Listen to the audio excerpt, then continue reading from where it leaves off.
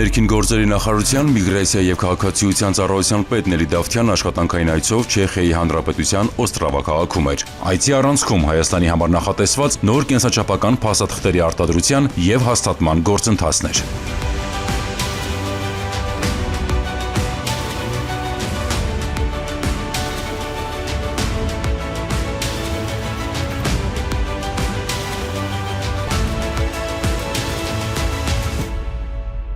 Ինգրուպ ընկերության փաստաթղթերի արտադրության գրասենյակում, որտեղ այս օրերին տպագրվում եւ հաստատվում են նոր կենսաչափական փաստաթղթերի առաջին օրինակները, Նելի Դավթյանը հանդիպումներ է ունեցել արտադրության ղեկավար Ստանիսլավ Պոսպիշեկի, կենսաչափական համակարգի ներդրման ծրագրի դիզայներների եւ տպագրության մասնագետների հետ։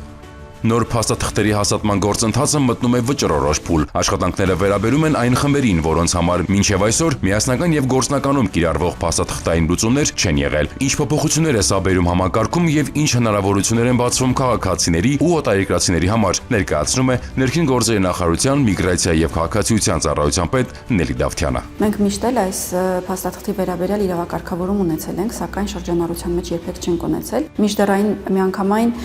հարմարավետ պայման է ստեղծում Հայաստանում քաղաքացիություն չունեցող անձ կամ փախստական ճանաչվածների համար, որպեսզի ստիպված չլինեն վերցնելու անձնագիր կամ կոնվենցիոն փաստաթուղթ, եթե չեն պատրաստվում սահմանհատել։ Այսինքն կոնվենցիոն անձնագրի տեսք ունեցող ճամփորդական փաստաթղթերը բացառապես սահմանահատումների համար են, իսկ նույնականացման քարտը ավելի մատչելի, ավելի ճկուն է, ավելի լայն հնարավորություններ ունի եւ օգտագործողին հնարավորություն է տալու առանց ավելորդ գումար վճարելու, ուրեմն իր անձահաստատող նույնականացման քարտը փաստաթուղթ ունենալ եւ օգտագործել հանրապետությունը։ Օտարերկրացիների համար ունենք ելի եւս մեկ նոր տեսակի փաստաթուղթ, այն հիմա գոյություն ունի, բայց ոչ նույնականացման քարտի տեսքով, խոսքը Հայաստանի Հանրապետությունում օտարերկրյալ դիվանագիտական առաքելություն իրականացնող ներկայացուցիչների մասին է։ Մենք այսուհետ կրկին տալու ենք բիոմետրիկ փաստաթուղթ, դրանք պոլիկարբոնատ են, այսինքն կրկին հումքից, նյութից եւ բոլոր անվտանգային բաղադրիչներից սկսած փաստաթուղթը համապատասխանում է միջազգային ստանդարտներին։ Այցի ընթացքում քննարկվել է նաև Հայաստանի Հանրապետության քաղաքացու կենսաչափական անձնագրին վերաբերող բոլոր հիմնական փուլերը շապիկից մինչև տվյալների եւ վիզա էջերի հաստատում, ինչպես նաև բոլորը մեկում ինքնասպասարկման համակարգի ներդրման գործընթացը։ Ինչպիսի փոփոխություն է նախատեսվում քաղաքացու համար, որքան պարզ ու հասանելի է դառնալու գործընթացը եւ ինչ նոր մոտեցում է ներդրվելու փաստաթղթերի տրամադրման համակարգում, Նելի Դավթյանն է պարզաբանում։ Մենք ավելացնում ենք իրավական ինքնության պաշտպանության շերտերը։ Մենք ստեղծելու ենք այնպիսի փաստաթուղթ եւ այդ փաստաթուղթը տրամադրելու այնպիսի ստանդարտ մեխանիզմներ, որոնց պարագայում հնարավոր չէ լինելու կամ զրոյին մոտ են լինելու փաստաթուղթը կեղծելու կամ իրավական ինքնությունը գողանալու դեպքերը, մեխանիզմները, մինչդեռ այն ինչ ունենք հիմա, բավականին խոցելի է եւ բավականին հնամաշ է եւ բավականին ցածրորակ է։ Մենք շարունակելու ենք որպես պետություն պահպանել որոշումների կայացման բացառիկ լիազորությունը, այսինքն պետությունն է, որ որոշում է ինչ իրավական կարգավիճակ տալ անձին եւ ինչ փաստաթուղթ է ենթադրվում տրամադրել տվյալ իրավական կարգավիճակի պարագայում։ Խոշոր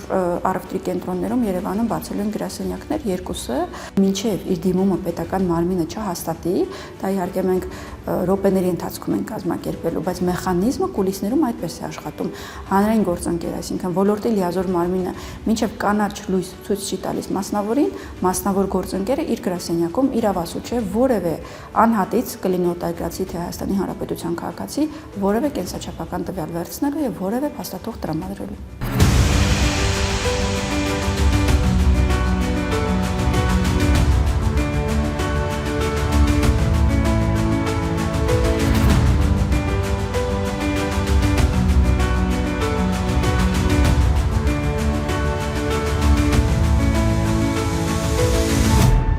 Հաստատման գործընթացը բազմասիճան է եւ խիստ վերահսկվող, յուրաքանչյուր տար անցնում է լաբորատոր ստուգում, երանգավորումից մինչև ուլտրամանուշակագույն անվտանգային պաշտպանություն։ Այս մեխանիզմը ապահովում է որակի կայունությունը ոչ միայն այսօր, այլև առաջիկա 10 տարիների ընթացքում։